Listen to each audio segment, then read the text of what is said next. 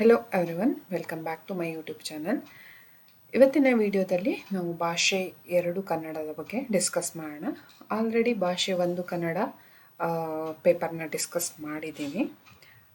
ವಿಡಿಯೋನ ನೋಡಲಿಲ್ಲ ಅಂದರೆ ಹೋಗಿ ನೋಡ್ಕೊಂಬನ್ನಿ. ಹೊಸದಾಗಿ ಚಾನಲ್ನ ನೋಡ್ತಾ ಇದ್ದರೆ ಚಾನಲ್ನ ಸಬ್ಸ್ಕ್ರೈಬ್ ಮಾಡಿಕೊಂಡು ನೋಡಿ. ಇದರಿಂದ ನಿಮಗೆ ನನ್ನ ವಿಡಿಯೋಗಳು ಬೇಗ ರೀಚ್ ಆಗುತ್ತೆ. ಸೊ ಭಾಷೆ 1 ಕನ್ನಡ ಆಲ್ರೆಡಿ ಆಗಿದೆ. 2 ವಿಡಿಯೋಗಳನ್ನು ಮಾಡಿದ್ದೀನಿ, ಪಾರ್ಟ್ 1 ಪಾರ್ಟ್ 2 ನೋಡ್ಕೊಂಡು ಬರ್ಬೋದು. ಹಾಗೆ ಇವತ್ತು ಭಾಷೆ 2 ಕನ್ನಡದ ಬಗ್ಗೆ ನೋಡ್ತಾ ಹೋಗೋಣ. ಭಾಷೆ 2 ಕನ್ನಡ.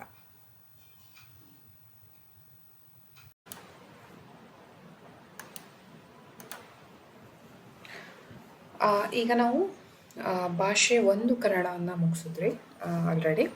ಸೊ ಈಗ ಭಾಷೆ 2 ಕನ್ನಡವನ್ನು ನೋಡೋಣ. ಭಾಷೆ 1 ಕನ್ನಡ ಅದಾದಮೇಲೆ ಲ್ಯಾಂಗ್ವೇಜ್ 1 ಇಂಗ್ಲೀಷ್ ಇರುತ್ತೆ. ಸೊ ಅದನ್ನು ನೆಕ್ಸ್ಟ್ ನೋಡ್ತಾ ಹೋಗೋಣ. ಫಸ್ಟ್ ಈಗ ಭಾಷೆ 2 ಕನ್ನಡನ ಮುಗಿಸ್ಕೊಳ್ಳೋಣ. ಸೊ ನೋಡಿ, ನಾವು ಇದು ಭಾಷೆ 2 ನಮಗೆ ಬರಲ್ಲ ಅಂತ ಇದನ್ನು ನೆಗ್ಲೆಕ್ಟ್ ಮಾಡೋಂಗಿಲ್ಲ. ಯಾಕಂದರೆ ಇಲ್ಲಿ ಗ್ರಾಮರ್ ಐಟಮ್ಸ್ ಇರುತ್ತೆ, ಪ್ರಶ್ನೆಗಳ ವಿಭಿನ್ನತೆ ಇರುತ್ತೆ. ಅದರಿಂದ ಎಲ್ಲದನ್ನು ನಾವು ನಮಗೆ ಬರಬಹುದು ಅಂತ ಹೇಳ್ಕೊಂಡು ಒಂದು ನೋಡಬೇಕಾಗತ್ತೆ. ಸೊ ಭಾಷೆ 2 ಕನ್ನಡ ನೋಡ್ತಾ ಹೋಗೋಣ, ಬೇಗ ಬೇಗ ಸಾಲ್ವ್ ಮಾಡ್ತಾ ಹೋಗೋಣ. ನೋಡಿ, ಮತ್ತೆ ಪ್ಯಾಸೇಜ್ ಬಂದಿದೆ. ಇದರಲ್ಲೂ ಕೂಡ ಸೇಮ್ ಭಾಷೆ 1 ಇರ್ಬೋದು, ಭಾಷೆ 1 ಕನ್ನಡ ಇರ್ಬೋದು, ಭಾಷೆ 2 ಕನ್ನಡ ಇರ್ಬೋದು. 2 ಕೂಡ ಸೇಮ್ ಇರುತ್ತೆ ಪ್ಯಾಟ್ರನ್ನು. ಬಟ್ ಕ್ವಶನ್ಗಳು ಡಿಫಿಕಲ್ಟಿ ಲೆವೆಲ್ ಸ್ವಲ್ಪ ಕಡಿಮೆ ಅಥವಾ ಹೆಚ್ಚು ಇರ್ಬೋದು ಅಷ್ಟೇ. ಅದು ಬಿಟ್ಟರೆ ಯಾವುದೇ ರೀತಿಯ ವ್ಯತ್ಯಾಸ ಇರೋದಿಲ್ಲ, ಪ್ಯಾಟ್ರನ್ ಸೇಮ್ ಇರುತ್ತೆ. ಸೊ ನಾವು ಈ ಥರ ಒಂದಕ್ಕಿಂತ ಜಾಸ್ತಿಯನ್ನು ಕ್ವಶನ್ ಪೇಪರ್ನ ಸಾಲ್ವ್ ಮಾಡ್ತಾ ಹೋದಾಗ ನಮಗೆ ಐಡಿಯಾಗಳು ಚೆನ್ನಾಗಿ ಬರುತ್ತೆ. ಮತ್ತು ಇದೇ ರೀತಿಯ ಕ್ವಶನ್ಗಳು ಕೂಡ ಬರ್ಬೋದು. ಇದೇ ಬರೋದಿಲ್ಲ ಯಾವುದೇ ಕಾರಣಕ್ಕೂ, ಆದರೆ ಇದೇ ರೀತಿಯ ಕ್ವಶನ್ಗಳು ಬರ್ತಾ ಹೋಗುತ್ತೆ. ಆದ್ದರಿಂದ ನಾವು ಕ್ವಶನ್ ಪೇಪರ್ನ ಸಾಲ್ವ್ ಮಾಡೋದು ವೆರಿ ಇಂಪಾರ್ಟೆಂಟ್ ಆಗಿರುತ್ತೆ. ಸೊ ಇನ್ನು ಟಿ ತುಂಬ ಲೇಟ್ ಇದೆ, ಸೊ ಇನ್ನು ಲೇಟ್ ಇದೆ, ಇನ್ನು ಯಾಕೆ ಕ್ವಶನ್ ಪೇಪರ್ ಸಾಲ್ವ್ ಮಾಡಬೇಕು ಅಂತ ಹೇಳ್ಕೊಂಡು ನೀವು ಇದು ಮಾಡಿಬಿಡಿ. ಆಗಾಗ ಕ್ವಶನ್ ಪೇಪರ್ ಸಾಲ್ವ್ ಮಾಡೋ ವಿಡಿಯೋಗಳನ್ನು ನೋಡ್ತಾ ಇದ್ದರೆ ನಿಮಗೊಂದು ಐಡಿಯಾ ಸಿಗುತ್ತೆ. ಈಗ ಓದುವಾಗ ಕೂಡ ಹೀಗೆ ಬರುತ್ತೆ, ಹೀಗೆ ಬಂದಿತ್ತು ಅಂತ ಹೇಳ್ಕೊಂಡು ಮೆಮೊರೈಸ್ ಮಾಡ್ಕೊಳ್ಳೋಕೆ ಕೂಡ ಈಸಿ ಆಗುತ್ತೆ. It is one of the method, easy method to remember also. So ನೋಡ್ತಾ ಹೋಗೋಣ. ಸಮುದ್ರ, ನಾನು ಡೈರೆಕ್ಟ್ ಕ್ವಶನಿಗೆ ಆಲ್ರೆಡಿ ಲಾಸ್ಟ್ ವಿಡಿಯೋದಲ್ಲಿ ಹೇಳಿದ್ದೀನಿ, ಡೈರೆಕ್ಟ್ ಕ್ವಶನ್ಗಳನ್ನು ಓದ್ಕೊಂಡು ಆಮೇಲೆ ಪ್ಯಾಸೇಜಲ್ಲಿ ಹುಡುಕ್ತೀನಿ ಅಂತ ಹೇಳ್ಕೊಂಡು ಅದೇ ರೀತಿ ಮಾಡೋಣ. ನೋಡಿ, ಈ ಕೆಳಗಿನ ಗದ್ಯ ಭಾಗವನ್ನು ಓದಿ ಕೊಟ್ಟಿರುವ ಪ್ರಶ್ನೆಗಳಿಗೆ, ಅಂದರೆ ಪ್ರಶ್ನೆ ಸಂಖ್ಯೆ 31ರಿಂದ 38 ಉತ್ತರಿಸಿ ಅಂತ ಕೇಳಿದ್ದಾರೆ. ಗದ್ಯ ಭಾಗ ಕೊಟ್ಟಿದ್ದಾರೆ. ಸೊ ನಾವು ಪ್ರಶ್ನೆಗಳನ್ನು ನೋಡ್ತಾ ಹೋಗೋಣ. ಸಮುದ್ರದ ಭಯಾನಕ ಜೀವಿಗಳೆಂದರೆ, ಇಲ್ಲಿ ಸಮುದ್ರದ ಬಗ್ಗೆ ಹೇಳ್ತಾ ಇದ್ದಾರೆ. ಒಂದ್ಸಲ ಕಣ್ಣಾಯಿಸ್ಕೊಳ್ಬೇಕಾದ್ರೆ ಪ್ರಪಂಚದ ಅತ್ಯಂತ ಅಪಾಯಕಾರಿ, ಓಕೆ, ಈ ಮೀನುಗಳು ನೋಡೋದಕ್ಕೆ ಅಷ್ಟು ಭಯಂಕರವಾಗಿಲ್ಲ, ಸುಮಾರು 1.5 ಅಡಿಯವರೆಗೆ ಬೆಳೆಯುವ ಮೀನಿನ ತಲೆಬುರುಡೆ. ಸೊ ಇಲ್ಲಿ 3 ಪ್ಯಾರಾಗಳನ್ನು ಕೊಟ್ಟಿದ್ದಾರೆ. ಸೊ ಜಸ್ಟ್ ಕಣ್ಣಾಯಿಸ್ಕೊಡಿ, ಡೀಪಾಗಂತೂ ಓದಲೇಬೇಡಿ. ಸಮುದ್ರದ ಭಯಾನಕ ಜೀವಿಗಳೆಂದು ಹೆಸರಾದದ್ದು. ಸೊ ಇಲ್ಲಿ ನೋಡಿ, ಸಮುದ್ರದ ಭಯಾನಕ ಜೀವಿಗಳೆಂದು ಎಲ್ಲಾದರೂ ಕಾಣಿಸ್ತಾ ಇದೆಯಾ ನೋಡಿ. ಸೊ ನೆನಪಾಗುವುದು ಸಮುದ್ರದ ಶಾರ್ಕ್ಗಳು, ದೋಣಿಗಳು,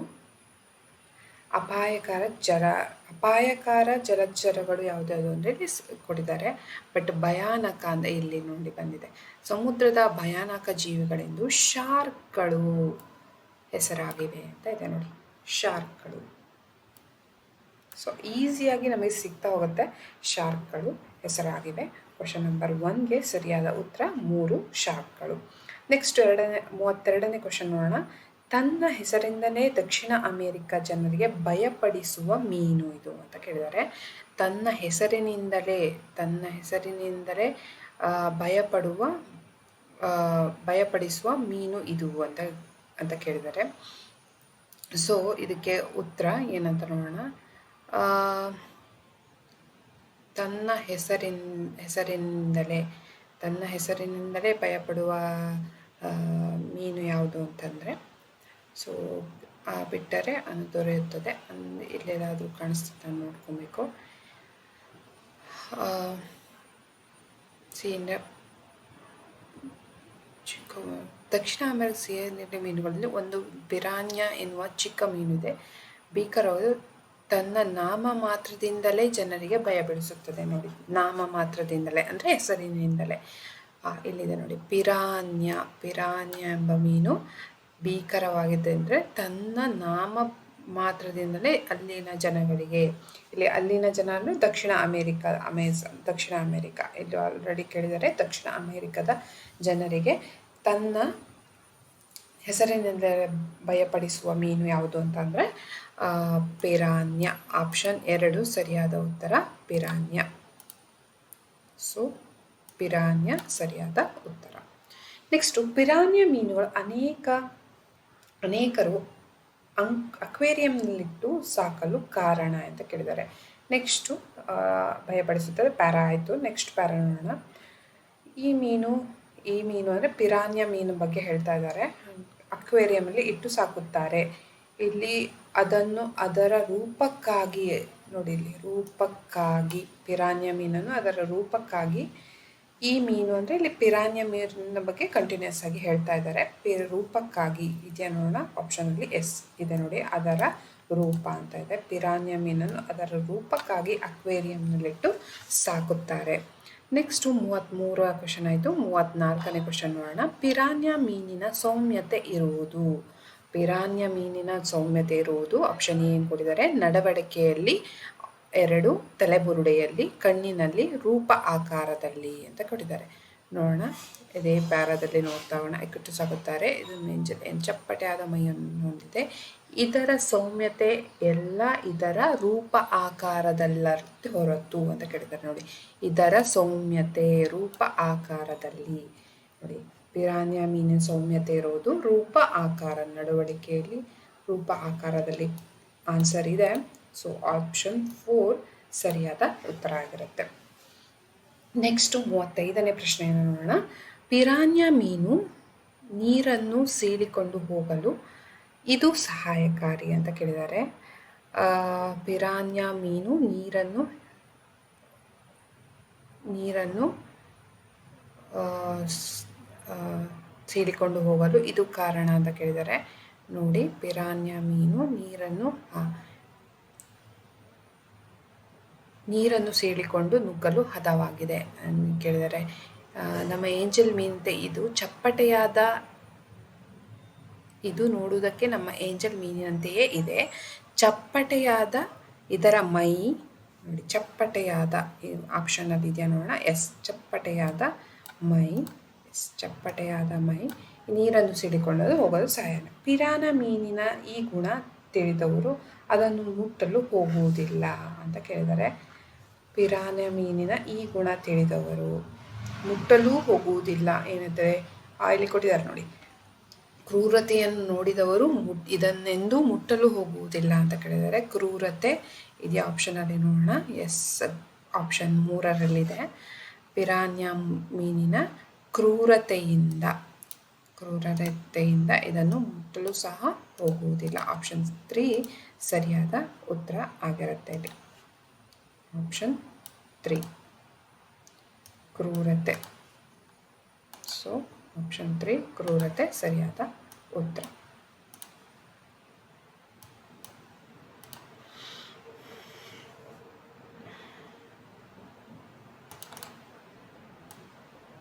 ಹೈಲೈಟರ್ ವರ್ಕ್ ಆಗ್ತಾ ಇಲ್ಲ. ಎಸ್, ಸಮ್ಟೈಮ್ಸ್ ಇಲ್ಲಿ ಕ್ರೂರತೆ, ಇದಕ್ಕೆ ಟಿಕ್ ಮಾಡಿದ್ದೀನಿ. ನೆಕ್ಸ್ಟ್ 37 ಕ್ವಶನ್ ನೋಡೋಣ. ಪಿರಾನ್ಯ ಮೀನು ರೂಪದಲ್ಲಿ ಈ ಮೀನನ್ನು ಹೋಲುತ್ತದೆ. ಇವಾಗ ಆಲ್ರೆಡಿ ಒಂದ್ಸಲ ಓದಿದ್ದೀನಿ ನಾನು ಇದನ್ನು. ಪಿರಾನ್ಯ ಮೀನು ರೂಪದಲ್ಲಿ ಏಂಜಲ್ ಮೀನಿನಂತೆ ಅಂತ ಇದೆ ನೋಡಿ. ಸೊ ಏಂಜಲ್ ಮೀನು ಇದೆ ಆಪ್ಷನಲ್ಲಿ. ಎಸ್, ಏಂಜಲ್ ಮೀನು ಸರಿಯಾದ ಉತ್ತರ ಆಗಿರುತ್ತೆ. ಏಂಜಲ್ ಮೀನು, ಇಲ್ಲಿ ಕ್ರೂರತೆ ಸರಿಯಾದ ಉತ್ತರ. ಸೊ ಕ್ರೂರತೆ ಸರಿಯಾದ ಉತ್ತರ. ನೆಕ್ಸ್ಟ್ ಇದಕ್ಕೆ 37ನೇ ಪ್ರಶ್ನೆಗೆ 2ನೇದು ಸರಿಯಾದ ಉತ್ತರ, ಏಂಜಲ್ ಮೀನು. ನೆಕ್ಸ್ಟ್ ನೋಡೋಣ. ದಕ್ಷಿಣ ಅಮೆರಿಕದ ಕಾಡಿನ ಜನರ ಭಾಷೆಯಲ್ಲಿ ಪಿರಾನ್ಯ ಎಂದರೆ ಸೊ ಇಲ್ಲಿ ನೋಡಿ, ಪಿರಾನ್ಯ ಎಂದರೆ ಇಲ್ಲಿ ಲಾಸ್ಟ್ ಲೈನಲ್ಲೇ ಕಾಣಿಸ್ತಾ ಇದೆ ನಮಗೆ ಭಾಷೆಯಲ್ಲಿ, ದಕ್ಷಿಣ ಅಮೆರಿಕಾಡಿನ ಜನರ ಭಾಷೆಯಲ್ಲಿ ಪಿರಾನ್ಯ ಎಂದರೆ ನರಭಕ್ಷಕ ಎಂದೇ ಹೆಸರು, ಎಂದೇ ಅರ್ಥ. ನರಭಕ್ಷಕ, ದಕ್ಷಿಣ ದೇವತೆ, ಅದೃಷ್ಟಶಾಲಿ, ದೇವದೂತ, ನರಭಕ್ಷಕ. ಸೊ ನರಭಕ್ಷಕ ಆಪ್ಷನಲ್ಲಿ ಇದೆ, ನರಭಕ್ಷಕ ಸರಿಯಾದ ಉತ್ತರ ಆಗಿರುತ್ತೆ. ಸೊ ಇಲ್ಲಿ ಕ್ರೂರತೆ, ಕ್ರೂರತೆಗೆ ಟಿಕ್ ಆಗಿರಲಿಲ್ಲ, ಸೊ ಟಿಕ್ ಮಾಡಿದೆ. ಇಲ್ಲಿ ಆಪ್ಷನ್ 4 ಸರಿಯಾದ ಉತ್ತರ. ನೆಕ್ಸ್ಟು ಸೂಚನೆ, ನೆಕ್ಸ್ಟ್ ಪ್ರಶ್ನೆಗಳನ್ನು ನೋಡ್ತಾ ಹೋಗೋಣ. ಕೆಳಗಿನ ಪದ್ಯಗಳನ್ನು ಓದಿ ಕೊಟ್ಟಿರುವ ಪ್ರಶ್ನೆಗಳು 39ರಿಂದ 45 ಉತ್ತರಿಸಿ ಅಂತ ಕೊಟ್ಟಿದ್ದಾರೆ. ಬುಟ್ಟಿ ತುಂಬಿರುವ ಕವಳೆ ಹಣ್ಣುಗಳನ್ನು ಸುರುವಿದಂತೆ ಕೆಳಗೆ ಇಳಿದ ಮಳೆ, ಮಳೆ ಬಗ್ಗೆ ಹೇಳ್ತಾ ಇದ್ದಾರೆ ಇಲ್ಲಿ. ನೋಡೋಣ, ಒಂದ್ಸಲ ಜಸ್ಟ್ ಕಣ್ಣಾಯಿಸಿ ಅಷ್ಟೇ. ಆಚೆ ಮನೆಯ ಚಿಕ್ಕ ಮಗು ಆ ಕೋಣದ ಸಂತವು ನಕ್ಕಂತೆ, ಇಲ್ಲಿ ಪೃಥ್ವಿಯನೇ ಅತ್ತ ಕೋಲಾಹಲ ತೂಗು ಕಲ್ಲು. ಸೊ ಜಸ್ಟ್ ಒಂದ್ಸಲ ಕಣ್ಣಾಯಿಸಿದ್ದಷ್ಟೇ, ಡೀಪಾಗಿ ಏನು ಓದ್ತಾ ಇಲ್ಲ. ಇನ್ನೂ ಒಂದೆರಡು ಪ್ಯಾರ ಇದೆ. ಇಲ್ಲಿಯೇ ನಿಲ್ಲು, ಈ ಅದ್ಭುತ ವಿಚಿತ್ರವನ್ನು ನೋಡಿ ಎಲ್ಲೋ ಓಡಿ, ಈ ರಜತ ರೇಖೆಯೊಂದಾಟ ಬೇಡ, ಚಿಂತೆಗಳ ಚಪ್ಪಲ್ಲು ಮೆಟ್ಟಿ ಇಲ್ಲಿಯೇ ನಿಲ್ಲು, ಚಿಂತೆಗಳ ಚಪ್ಪಲ್ಲು ಮೆಟ್ಟಿ ಇಲ್ಲಿಯೇ ನಿಲ್ಲು. ನೋಡ್ತಾ ಹೋಗೋಣ ಪ್ರಶ್ನೆನ. 39ನೇ ಪ್ರಶ್ನೆ, ಬುಟ್ಟಿ ತುಂಬಿರುವ ಕವಳೆ ಹಣ್ಣುಗಳನ್ನು ಸುರಿದಂತೆ ಕೆಳಗೆ ಇಳಿಯುವುದು. ನೋಡಿದೆ ಆಲ್ರೆಡಿ, 1ನೇ ಸಾಲಿನಲ್ಲೇ ಇದೆ ನೋಡಿ. ಬುಟ್ಟಿ ತುಂಬ ಕಳವೆ ಹಣ್ಣುಗಳನ್ನು ಸುರಿದಂತೆ ಕೆಳಗೆ ಇಳಿಯುವ ಮಳೆ ಅಲ್ವಾ. ಸೊ ಮಳೆ ಇದೆ, ಆಪ್ಷನ್ 2 ಸರಿಯಾದ ಉತ್ತರ. ನೆಕ್ಸ್ಟ್ 40ನೇ ಪ್ರಶ್ನೆ, ಬಿಸಿಲು ಇಲ್ಲಿ ಆಟವಾಡುತ್ತದೆ. ನೋಡೋಣ ಬಿಸಿಲು ಬಗ್ಗೆ ಎಲ್ಲಿ ಹೇಳ್ತಾ ಇದ್ದಾರೆ ಅಂತ. ಆಚೆ ಮನೆ ನಕ್ಷೆಯಲ್ಲಿ ರಾಜ ಬರದಂತೆ, ಆಚೆ ಮನೆ ಚಿಕ್ಕ ಮಗು ಕಾಣದೆ, ಇಳಿಜಾರಿನಲ್ಲಿ ಆಟವಾಡುವ ಬಿಸಿಲು. ಇಲ್ಲಿ ಬಿಸಿಲು ಎಲ್ಲಿ ಆಡ್ತಾ ಇದೆ ಅಂತ ಕೇಳಿದ್ದಾರೆ. ಸೊ ಆಟವಾಡುತ್ತಿರೋದು ಇಳಿಜಾರಿನಲ್ಲಿ, ಇಳಿಜಾರಿನಲ್ಲಿ ಆಪ್ಷನ್ 4ರಲ್ಲಿದೆ, ಆಪ್ಷನ್ 4 ಇಳಿಜಾರಿನಲ್ಲಿ. ಸೊ ಈಸಿಯಾಗಿ ಕ್ಲಿಕ್ ಮಾಡ್ಬೋದು. ಸೊ ಕಂಪ್ಯೂಟರ್ ಬೇಸ್ಡ್ ಎಕ್ಸಾಮ್ ಆಗಿದ್ರು ಕೂಡ ಇದೇ ರೀತಿ ನಾನು ಇಲ್ಲಿ ಮಾಡ್ತಾ ಇದ್ದೀನಿ ನೋಡಿ. ಸೊ ಜಸ್ಟ್ ಆಪ್ಷನ್ ಕೊಟ್ಟಿರ್ತಾರೆ, ನಿಮ್ಗೆ ಅಲ್ಲಿ ಕ್ಲಿಕ್ ಮಾಡೋದಿರುತ್ತೆ ಅಷ್ಟೇ. ಈ ಥರ ಒಂದು ಹೀಗೆ ಕ್ಲಿಕ್ ಮಾಡೋದಿರುತ್ತೆ, ಅಷ್ಟು ಬಿಟ್ಟರೆ ಮತ್ತೇನೂ ಇರೋಲ್ಲ. ಸೊ ಇಲ್ಲಿ ಅಲ್ಲಿ ಯಾವ ರೀತಿ ಕೊಟ್ಟಿರ್ಬೋದು, ಈ ಥರ ಫಿಲ್ ಮಾಡಲಿಕ್ಕೆ ಕೊಟ್ಟಿರ್ಬೋದು, ಅಲ್ಲಿ ಕ್ಲಿಕ್ ಮಾಡಿದ್ರೆ ಆಯಿತು. ಬಟ್ ಇಲ್ಲಿ ಒಂದು ಕೆಳಗಡೆ 4 ಆಪ್ಷನ್ ಕೊಟ್ಟಿರ್ಬೋದು, ABCD ಅಂತ. ನಾವು ಯಾವುದಕ್ಕೆ ಬೇಕೋ ಆ ಥರ ಈ ಥರ ಫಿಲ್ ಮಾಡೋ ರೀತಿ ಇರ್ಬೋದು. ಯಾವ ರೀತಿ ಕೊಡ್ತಾರೆ ಅಂತ ಅವಳ ನೋಟಿಫಿಕೇಷನಲ್ಲಿ ತಿಳಿಸ್ತಾರೆ. ಸೊ ಮುಂದಿನ ದಿನಗಳಲ್ಲಿ ನಾವು ಅದನ್ನು ನೋಡೋಣ. ಜಸ್ಟ್ ನಾನು ಎಕ್ಸ್ಪ್ಲೇನ್ ಮಾಡ್ತಿರೋದು ಹೇಗೆ ಕಂಪ್ಯೂಟರ್ ಬೇಸ್ಡ್ ಎಕ್ಸಾಮ್ ಇರ್ಬೋದು ಅಂತ ಹೇಳ್ಕೊಂಡು. ನೆಕ್ಸ್ಟ್ 41ನೇ ಪ್ರಶ್ನೆಯನ್ನು ನೋಡೋಣ. ಅನ್ನದಲ್ಲಿ ಮಜ್ಜಿಗೆಯ ಸಿಹಿ ಸಾರ ನುಂಡಂತೆ ಕಾಣುತ್ತಿರುವುದು ಇದು ಅಂತ ಕೇಳಿದರೆ, ಅನ್ನದಲ್ಲಿ ಇಲ್ಲಿ ಪೃಥ್ವಿ ಬಗ್ಗೆ ಹೇಳ್ತಿದ್ದಾರೆ, ಇಲ್ಲೇನು ಕಾಣಿಸ್ತಾ ಇಲ್ಲ. ಸೊ ಅನ್ನದಲ್ಲಿ ಮಜ್ಜಿಗೆಯ ಇಲ್ಲಿದೆ ನೋಡಿ, ಅನ್ನದಲ್ಲಿ ಮಜ್ಜಿಗೆಯ ಸಿಹಿ ಸಾರವನ್ನು ನುಂಡಂತೆ ತೊಯ್ದ ನೆಲ ಅಂದರೆ ನೆಲ ಇರ್ಬೋದು. ಏನು ನೋಡೋಣ ಏನಿದೆ ಅಂತ ಆಪ್ಷನಲ್ಲಿ. ಅನ್ನದಲ್ಲಿ ಮಜ್ಜಿಗೆಯ ಸಿಹಿ ಸಾರವನ್ನು ಕಾಣುತ್ತಿರುವುದು ಇಲ್ಲಿ ತೊಯ್ದ ನೆಲ, ಆಪ್ಷನ್ 1 ಕೊಟ್ಟಿದ್ದಾರೆ, ತೊಯ್ದ ನೆಲ. ಪೃಥ್ವಿಯ ಒಂದು ಪರಡೆಯಲ್ಲಿ ಶಾಂತಿ ತೂಗುತ್ತಿದ್ದರೆ ಇನ್ನೊಂದು ಕಡೆ, ಪೃಥ್ವಿಯ ಒಂದೆಡೆಯಲ್ಲಿ ಶಾಂತಿ ತೂಗುತ್ತಿದ್ದರೆ ಇಲ್ಲಿದೆ ನೋಡಿ, ಒಂದು ಪರಡೆಯಲ್ಲಿ ತೂಗುತಿಹ ಶಾಂತಿ, ಅತ್ತ ಕೋಲಾಹಲ ತೂಗು ಕಲ್ಲು ಅಂತ ಇದೆ. ಕೋಲಾಹಲದ ತೂಗು ಕಲ್ಲು ಅಂತ ಇದೆ. ಸೊ ಏನಿದೆ ನೋಡೋಣ ಆಪ್ಷನಲ್ಲಿ. ಸೊ ಪ್ರತಿಯೊಂದು ಕಡೆ ಶಾಂತಿ ತಲೆದೂಗುತ್ತಿದ್ದರೆ ಇನ್ನೊಂದು ಕಡೆ ದುಃಖ ಇಲ್ಲ, ಆಪ್ಷನ್ ಸರಿಯಲ್ಲ.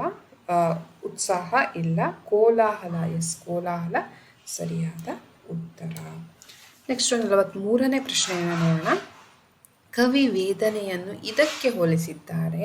ಮಳೆ ಹುಳಕ್ಕೆ, ಜಂತು ಹುಳಕ್ಕೆ, ಗೊಬ್ಬರ ಹುಳಕ್ಕೆ, ಎರೆಹುಳಕ್ಕೆ. ಇಲ್ಲಿ ನೋಡಿದ್ರೆ ಗೊತ್ತಾಗ್ತಿರೋದು, ಇಲ್ಲಿ ಮೇಲೆಲ್ಲ ಹೇಳ್ತಿರೋದು ಮಳೆ ಹುಳಕ್ಕೆ, ಮಳೆಗೆ ಹೇಳ್ತಿರೋದು. ಸೊ ಮಳೆ ಬರ್ತಾ ಇದ್ರೆ ಅಂದರೆ ಮಳೆ ಹುಳ ಇರ್ಬೋದು. ಗೊಬ್ಬರ ಹುಳ, ಜಂತು ಹುಳ, ಎರೆಹುಳ ಅಂತೂ ಇಲ್ಲ. ನೋಡೋಣ ಒಂದ್ಸಲ ಕನ್ಫರ್ಮ್ ಮಾಡ್ಕೊಳ್ಳೋಣ. ಸೊ ಕೋಲಾಹಲ ಇಲ್ಲಿವರೆಗೆ ಆನ್ಸರ್ ಸಿಕ್ಕಿದೆ. ಸೊ ನೆಕ್ಸ್ಟ್ ಪ್ಯಾರಾಗ್ರಾಫಲ್ಲಿ ಇರ್ಬೋದು. ಇಲ್ಲಿ ನಿಲ್ಲು, ಅದ್ಭುತವಾದ ವಿಚಿತ್ರ ನೋಡು, ಎಲ್ಲೆಡೆ ವೇದನೆ, ಮಳೆ ಹುಳುವ ನಿನ್ನ ವೇದನೆಯು ಮಳೆ ಹುಳವ ಕೊಲ್ಲು ಅಂತ ಇದೆ. ಸೊ ಇಲ್ಲಿ ಮಳೆ ಹುಳಕ್ಕೆ ಕವಿ ವೇದನೆಯನ್ನು ಹೋಲಿಸಿದ್ದಾರೆ. ಮಳೆ ಹುಳ. ಎಸ್. ನೆಕ್ಸ್ಟ್ 44ನೇ ಪ್ರಶ್ನೆಯನ್ನು ನೋಡೋಣ. ಕವಿ ಇದನ್ನು ಕವಿ ಇದನ್ನು ದಾಟಬೇಡ ಎಂದು ಹೇಳಿದ್ದಾರೆ ಅಂತ ಇದೆ. ಸ್ವರ್ಣ ರೇಖೆಯನ್ನು, ಗಡಿ ರೇಖೆಯನ್ನು, ಲಕ್ಷ್ಮಣ ರೇಖೆಯನ್ನು, ರಜತ ರೇಖೆಯನ್ನು ಅಂತ ನೋಡೋಣ ಎಲ್ಲಿದೆ ಅಂತ. ಈ ರಜತ ರೇಖೆಯ ದಾಟಬೇಡ, ಈ ರಜತ ರೇಖೆಯನ್ನು ದಾಟಬೇಡ ಅಂತ ಅಂದರೆ ಈ ಬೆಳ್ಳಿಯ ರೇಖೆ ರಜತ ರೇಖೆಯನ್ನು ದಾಟಬೇಡ. ಸರಿಯಾದ ಉತ್ತರ.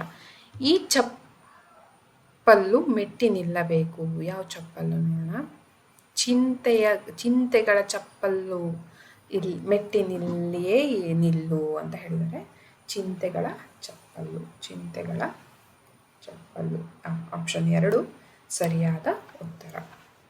ಸೊ ಇನ್ನೂ ಒಂದು ಪ್ರಶ್ನೆ ಇದೆ. ಕಾವ್ಯ ಬೋಧನೆ ಇಲ್ಲ, 45ರವರೆಗೆ ಮಾತ್ರ ಉತ್ತರಿಸಕ್ಕೆ ಹೇಳಿರೋದಲ್ವಾ. ಎಸ್, 39ರಿಂದ 45. ನೋಡಿ ಎಷ್ಟು ಈಸಿಯಾಗಿ ನೋಡ್ತಾ ಹೋಗ್ಬೋದು. ಸೊ ಆಲ್ಮೋಸ್ಟ್ ಒಂದು 5 ಮಿನಿಟ್ಸಲ್ಲಿ ಎಲ್ಲದನ್ನು ಇದನ್ನು ಕಂಪ್ಲೀಟ್ ಮಾಡ್ಬೋದು. 5 ಮಿನಿಟ್ಸು ಬೇಕಾಗಿಲ್ಲ. ಸೊ ನನಗೆ ಕಂಪ್ಯೂಟರ್ ಇರೋದ್ರಿಂದ ಮೇಲೆ ಕೆಳಗೆ ಸ್ವೈಪ್ ಮಾಡೋದ್ರಿಂದ ಇಷ್ಟು ಸ್ವಲ್ಪ ಲೇಟ್ ಆಗ್ತಾ ಇದೆ ಅಷ್ಟೇ. ನೋಡೋಣ ನೆಕ್ಸ್ಟ್ 46ನೇ ಪ್ರಶ್ನೆ.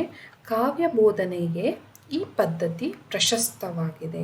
ಕಾವ್ಯ ಬೋಧನೆಗೆ ನಾವು ಒಂದು ಕಾವ್ಯವನ್ನು ಬೋಧನೆ ಮಾಡ್ತಾ ಇರುವಾಗ ಯಾವ ಬೋಧನಾ ಪದ್ಧತಿ ಪ್ರಶಸ್ತವಾಗಿದೆ ಅಂದರೆ ಉದಾಹರಣೆ ಯಾವುದಕ್ಕೆ ನಾವು ಕಾವ್ಯ ಬೋಧನೆಯನ್ನು ತಗೊಂಡ್ರೆ, ಅಂದರೆ ಕಾವ್ಯಗಳನ್ನು ಬೋಧನೆ ಮಾಡ್ತಾ ಇದ್ದರೆ ನಾವು ಯಾವ ಪದ್ಧತಿಯನ್ನು ಬಳಸಬೇಕು ಅಂತ ಕೇಳಿದ್ದಾರೆ.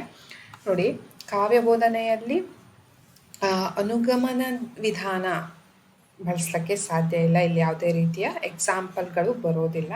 ಸೊ ಅನುಗಮನ ನಿಗಮನ ವಿಧಾನ ಅಷ್ಟೊಂದು ಸೂಕ್ತವಾಗಿರೋಲ್ಲ. ಸಂಪೂರ್ಣ ಪದ್ಧತಿ ಅಂದರೆ ಕಂಪ್ಲೀಟಾಗಿ ನಾವು ಎಲ್ಲದನ್ನು ಎಕ್ಸ್ಪ್ಲೇನ್ ಮಾಡೋದು ಇದು ಕೂಡ ಬರೋದಿಲ್ಲ.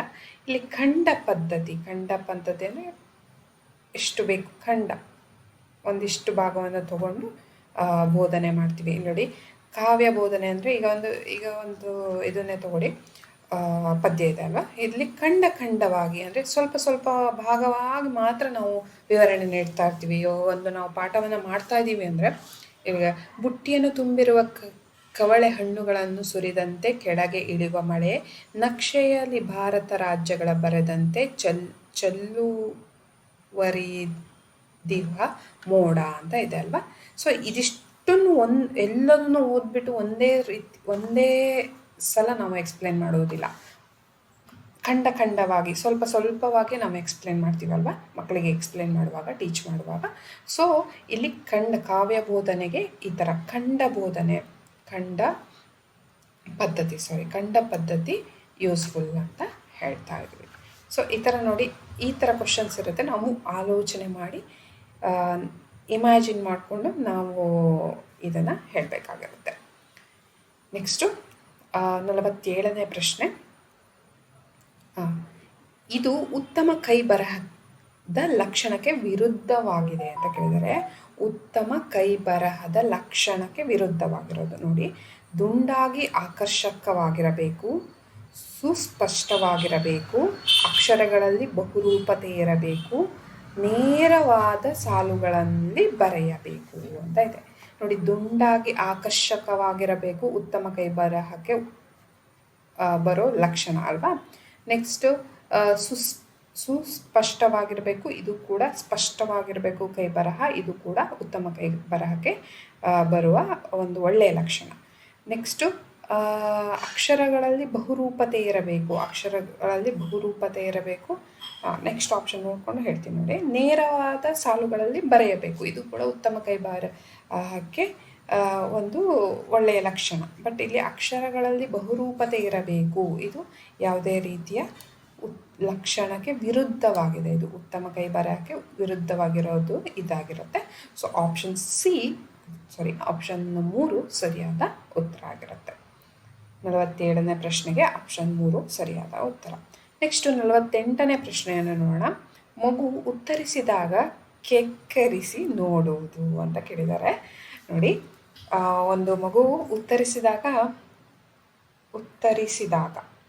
ಕೆಕ್ಕರಿಸಿ ನೋಡುವುದು. ಈಗ ಒಂದು ಮಗು ಉತ್ತರವನ್ನು ಕೇಳಿದಾಗ ನಾವು ಅದು ತಪ್ಪಿರಲಿ ಸರಿ ಇರಲಿ, ಉತ್ತರ ತಪ್ಪಿರಲಿ ಸರಿ ಇರಲಿ, ಅದನ್ನು ಆ ಥರ ನೋಡುವುದಕ್ಕೆ ನಾವು ಏನಾಗಿರುತ್ತೆ ಅಂತ ಕೇಳಿದ್ದಾರೆ. ಧನಾತ್ಮಕ ಶಾಬ್ದಿಕ ಅಭಿವರ್ಧಕ, ಧನಾತ್ಮಕ ಅಶಾಬ್ದಿಕ ಅಭಿವರ್ಧಕ, ಋಣಾತ್ಮಕ ಶಾಬ್ದಿಕ ಅಭಿವರ್ಧನ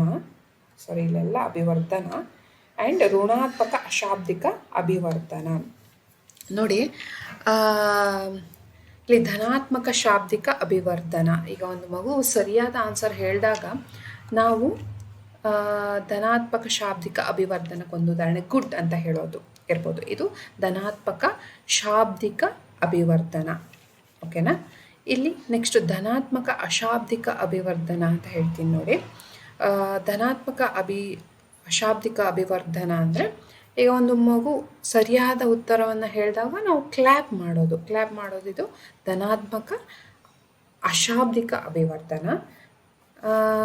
ನೆಕ್ಸ್ಟು ಋಣಾತ್ಮಕ ಶಾಬ್ದಿಕ ಅಭಿವರ್ಧನ ಅಂದರೆ ನೋಡಿ, ಈಗ ಒಂದು ಮಗು ಉತ್ತರ ಹೇಳಿದಾಗ ಇದನ್ನು ಮಾಡಬಾರ್ದು. ಆ್ಯಕ್ಚುಲಿ ನಾನು ಹೇಳ್ತಿರೋದು ಎಕ್ಸಾಂಪಲ್ ಮಾತ್ರ.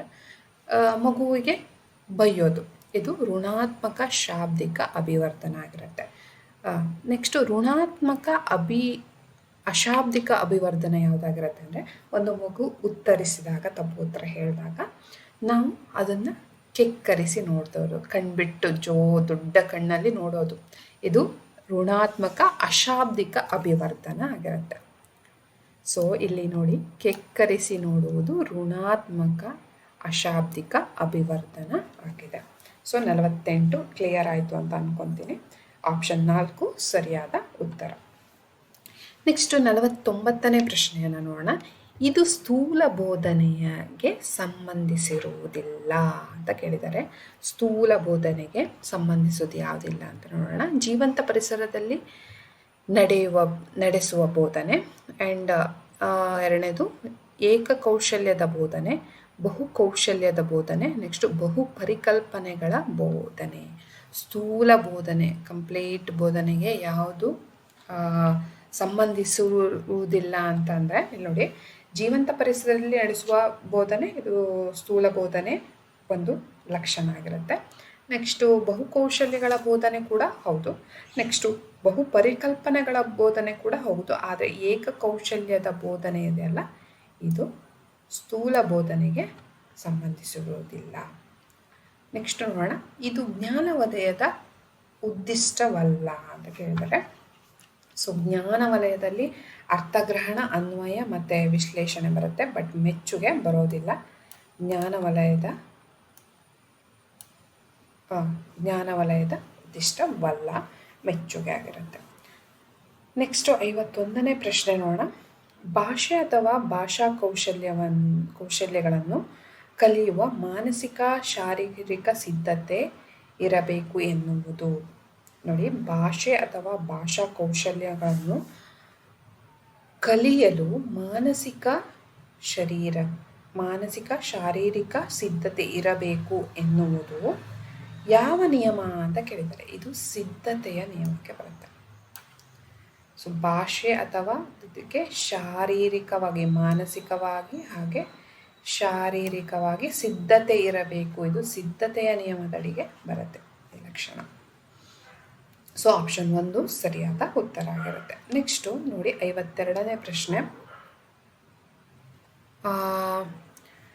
ಇದು ಕಲಿಕಾ ಸೂತ್ರಧಾರಿತವಾಗಿರುವುದಿಲ್ಲ ಅಂತ ಕೇಳಿದ್ದಾರೆ. ಕಲಿಕಾ ಸೂತ್ರಧಾರಿತವಾಗಿರುವುದಿಲ್ಲ, ಕಲಿಕೆಯಲ್ಲಿ ಒಂದು ಸೂತ್ರಧಾರಿತವಾಗಿರುವುದಿಲ್ಲ, ಯಾವುದಲ್ಲ ಅಂತ ಕೇಳಿದ್ದಾರೆ, ಯಾವುದಲ್ಲ ಅಂತ ಕೇಳಿದ್ದಾರೆ. ಸೊ ತಿಳಿದ ವಿಷಯದ ಕಡೆಯಿಂದ ತಿಳಿಯದ ವಿಷಯದ ಕಡೆ ಕಲಿಕೆ. ಒಂದು ಮಗು ಕಲಿಕೆಯನ್ನು ಮಾಡ್ತಾ ಇದೆ ಅಂತ ಅಂದರೆ ಯಾವ ರೀತಿ ಕಲಿಕೆ ಮಾಡಬೇಕು ಅಂತ ಕೇಳಿದ್ದಾರೆ, ಅಥವಾ ಯಾವ ರೀತಿ ಇಲ್ಲಿ ಕಲಿಕೆ ಮಾಡೋದು ಸರಿಯಲ್ಲ ಅಂತ ಕೇಳಿದ್ದಾರೆ. ಯಾವುದು ಸೂತ್ರಧಾರವಾಗಿರುವುದಲ್ಲ ಅಂತ ಕೇಳಿದ್ದಾರೆ, ಕಲಿಕಾ ಸೂತ್ರಧಾರವಾಗಿರುವುದಲ್ಲ ಅಂತ ಕೇಳಿದ್ದಾರೆ. ನೋಡಿ ಇಲ್ಲಿ ತಿಳಿದ ವಿಷಯದ ಕಡೆಯಿಂದ ತಿಳಿಯದ ವಿಷಯದ ಕಡೆಗೆ ಇದು ಒಂದು ಕಲಿಕಾ ಸೂತ್ರ, ಆಯಿತಾ. ನೆಕ್ಸ್ಟು ಕ್ಲಿಷ್ಟತೆಯಿಂದ ಸರಳತೆಯ ಕಡೆಗೆ, ಇದು ಸ್ವಲ್ಪ ಉಲ್ಟ ಆಗ್ತಾ ಇದೆ ಅಲ್ವಾ. ನಾವು ಯಾವಾಗಲೂ ಸರಳತೆಯಿಂದ ಕ್ಲಿಷ್ಟತೆಗೆ ಹೋಗ್ತಾ ಇರ್ತೀವಿ, ಬಟ್ ಹೋಗಿರ್ತೀವಿ ಹೊರತು ಕ್ಲಿಷ್ಟತೆಯಿಂದ ಸರಳತೆಗೆ ಅಲ್ಲ. ನೆಕ್ಸ್ಟ್ ನೋಡೋಣ ಆಪ್ಷನ್ 3 ಏನಿದೆ ಅಂತ. ಜೀವನಾನುಭವಗಳಿಗೆ ಹೊಂದಿಸಿ ಕಲಿಕೆ, ಇದು ಕೂಡ ಹೌದು. ಕಲಿಕಾ ಸೂತ್ರ ಒಂದು ಕಲಿಕೆಯ ಮಾಡೋದು, ಇದು ಒಂದು ಕರೆಕ್ಟ್ ವಿಧಾನ ಆಗಿರುತ್ತೆ. ದೃಷ್ಟಾಂತಗಳ ಮೂಲಕ ಸೂತ್ರ ಸಮನ್ವಯ ಕಲಿಕೆ, ಇದು ಕೂಡ ಹೌದು, ಬಟ್ ಇದು ಅಲ್ಲ. ಸೊ ಕ್ಲಿಷ್ಟತೆಯಿಂದ ಸರಳತೆಗೆ ಯಾವಾಗಲೂ ನಮ್ಮ ಕಲಿಕೆ ಆಗೋದೇ ಇಲ್ಲ. ಆದ್ದರಿಂದ ಸರಿಯಾದ ಉತ್ತರ ಏನಾಗಿರುತ್ತೆ ಅಂದರೆ ಇಲ್ಲಿ ಕ್ಲಿಷ್ಟತೆಯಿಂದ ಸರಳತೆಯ ಎಡೆಗೆ ಕಲಿಕೆ, ಇದು ಸರಿಯಾದ ಉತ್ತರ. ಸೊ ಸರಿಯಾದ ಉತ್ತರ ಇಲ್ಲಿ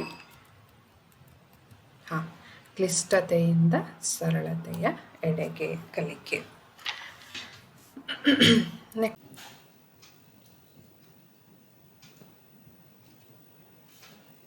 ಮುಂದಿನ ಪ್ರಶ್ನೆಗಳನ್ನು ಮುಂದಿನ ವಿಡಿಯೋದಲ್ಲಿ ಸಾಲ್ವ್ ಮಾಡ್ತಾ ಹೋಗ್ತೀನಿ. ವಿಡಿಯೋ ಇಷ್ಟ ಆದರೆ ಲೈಕ್ ಮಾಡಿ, ಹಾಗೆ ಏನಾದರೂ ಪ್ರಶ್ನೆಗಳಿದ್ದರೆ ಕಮೆಂಟ್ ಮಾಡಿ. ಮತ್ತೊಂದು ವಿಡಿಯೋ ಜೊತೆ ಮತ್ತೆ ಸಿಗ್ತೀನಿ. ಧನ್ಯವಾದಗಳು.